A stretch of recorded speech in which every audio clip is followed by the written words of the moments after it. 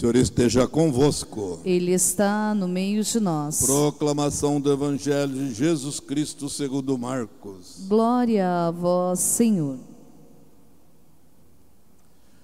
Naquele tempo, Jesus se retirou para a beira do mar, junto com seus discípulos.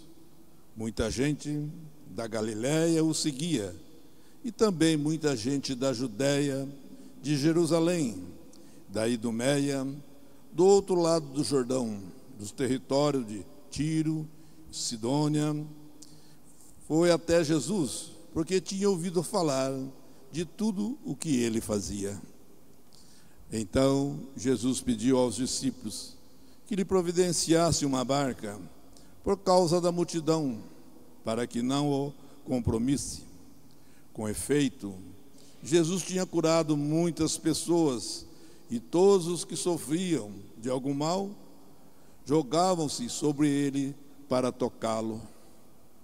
Vendo Jesus, os espíritos maus caíram aos seus pés, gritando: Tu és o Filho de Deus. Mas Jesus ordenava severamente para não dizerem quem ele era. Palavra da salvação. Glória a vós, Senhor. Queridos irmãos, dando sequência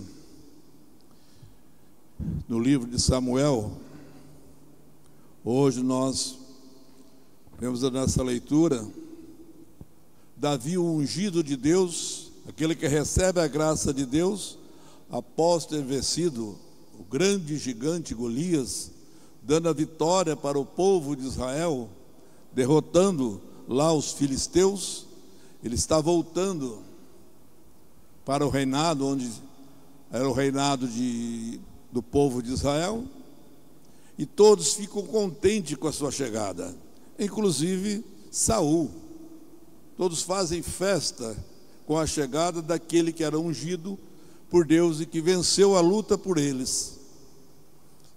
Mas quando as mulheres começam a cantar esse canto, que dizendo: Saul matou 1000, mas Davi matou 10.000, o que acontece?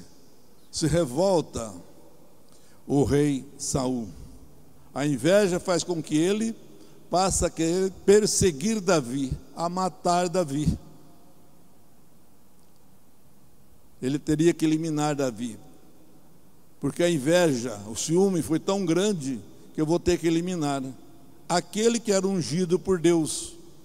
E seu filho Jonatas, amigo, muito amigo de Davi, chega nele e fala: eu mesmo fui testemunha da sua alegria. Veja o erro que você vai cometer, matando aquele que salvou nosso povo. Você não pode fazer isso. E Saul entende e fala ao seu filho: vai buscar Davi, eu não vou mais fazer isso, eu estava errado. E Saul vai, conta tudo a Davi, o que ia acontecer, e traz de novo Davi lá para o palácio do rei. Mas quem conhece essa história, quem lê, é muito bonita a história, deve-se ler essa história, vai ver que depois bate mesmo o ciúme em Saul, e ele volta a perseguir Davi.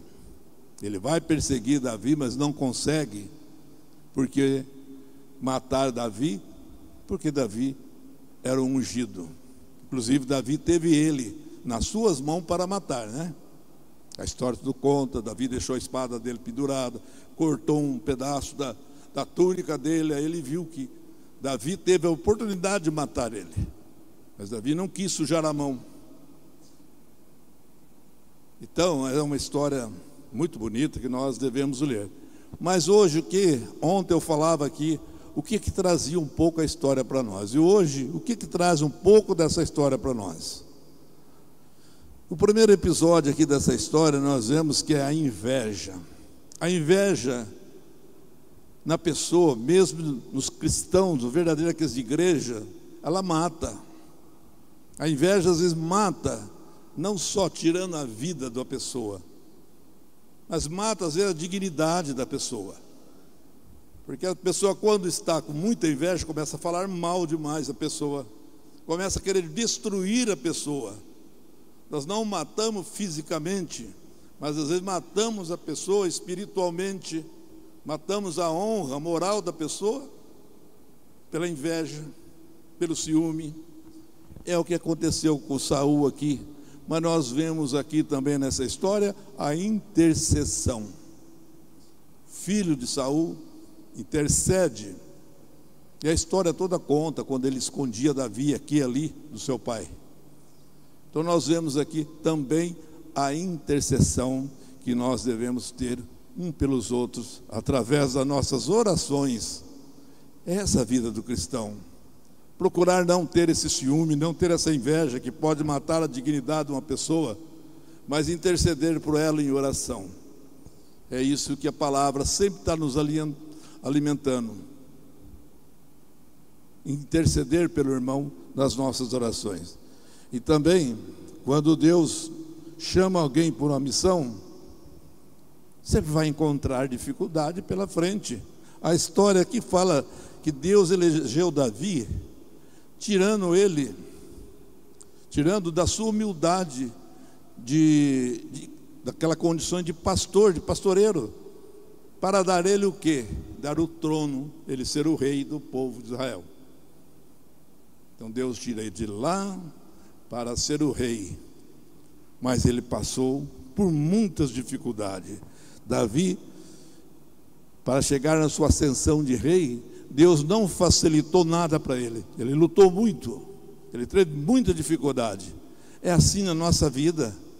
Para nós alcançarmos o reino de Deus, nós estarmos na graça, nós também passamos por muitas dificuldades na nossa vida. É uma luta a vida do cristão. Eu dizia ontem aqui, Davi matando Golias, o grande gigante, e nós temos um grande gigante contra nós, que é o demônio, que é o mal. Eu dizia ontem isso daqui. Então a nossa luta também é contra esse grande gigante do mal. Nós não vamos chegar a lugar nenhum como cristão, como filhos de Deus, se nós não passarmos por dificuldades, se nós irmos por degrau. Nada é facilitado, gente. Não é pensando porque eu rezo tanto, eu faço isso, vai ser tudo facinho. Não, nós vemos aqui que Davi, essa pessoa agraciada por Deus, escolhida por Deus, passou por muita dificuldade. E o evangelho de hoje, Marcos mostra que apresenta Jesus para nós como, além de ser o Salvador, um médico que cura o corpo, cura também a alma. Aquele que curava os doentes, expulsava demônios. Aí vinham pessoas de todos os lados, procurando, querendo tocar nele. Jesus pede uma barca, traz uma barca para se afastar um pouco, porque senão não tinha como. E lá da barca, Jesus faz as suas orações de cura, Jesus cura. Mas enquanto Jesus está fazendo isso, nós vemos que está tudo ok com Jesus. Está curando, está dando aquilo que é bom para o povo, está cheio em volta dele. Mas a hora que Jesus começa a pregar, falar a verdade, aí são poucos que vai caminhar com Jesus. Começa a se afastar o povo. A hora que Jesus começa aqui a pregar, a falar a verdade, aí, meu filho, não é mais aquele grande cirurgião que estava curando. Aí já começam os obstáculos. Aí começa a perseguição de Jesus. Por isso que nós, como cristãos, devemos caminhar com Jesus, mesmo nas dificuldades. É caminhar com Jesus. Todos esses que procuraram Jesus para uma cura, mas no momento que começaram a ouvir a verdade, foram saindo. Poucos foram os discípulos que seguiram a Jesus. Então, ouvir a verdade, às vezes faz com que as pessoas comecem a afastar um pouco. Foi o que aconteceu aqui com Jesus. Então, essa multidão, enquanto ele estava expulsando o demônio, estava tudo bem.